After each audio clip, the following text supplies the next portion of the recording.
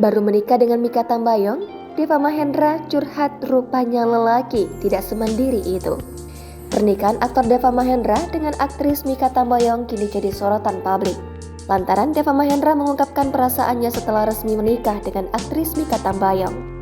Belum lama ini, lewat unggahan Twitter, Deva curhat di media sosial soal rumah tangga. Setelah jadi suami, saya sadar sesuatu hal. Rupanya lelaki tidak semandiri itu. Apa-apa istri, tulis Deva dikutip dari akun @devamahendra pada Jumat 3 Februari hari ini. Kesadaran itu langsung membuat Deva ingin menempatkan kebahagiaan istrinya sebagai hal yang terutama. Pantaslah jika kebahagiaan dan kesejahteraan istri selalu bertempat di nomor 1, lanjut Deva. Di sisi lain, ada juga cerita unik di balik pengantin baru tersebut. Rupanya, gaun putih yang Mikha Tambayong kenakan dalam acara sakralnya merupakan milik mendiang sang ibu. Dalam postingan yang diunggah di akun Instagram pribadinya, Mikha menuliskan pesan manis. Ia menyinggung soal baju pengantinnya yang dulu dipakai mendiang sang ibu. Dalam unggahan pertama, tampak Mikha Tambayong dan Deva Mahendra yang mengenakan gaun pengantin warna putih. Deva Mahendra memadukan jas putihnya dengan celana warna coklat.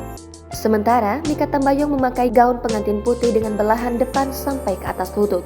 Gaun pengantin ini adalah warisan dari mendiang ibunda Mikha Tambayong. Dahulu, gaun ini juga digunakan ibu Mikha saat menikah dengan sang ayah. Ia juga menyandingkan potretnya dengan sang ibu dalam unggahan ini. Tampak di slide kedua, ia berpose sendirian dengan gaun pengantin ibunya. Kemudian di slide ketiga, ia memamerkan foto lawas ibunya dalam balutan gaun pengantin yang sama ketika menikah dengan ayahnya. Selain itu, Mikha Tambayong rupanya memamerkan dirinya menggunakan gaun pengantin khas Sulawesi.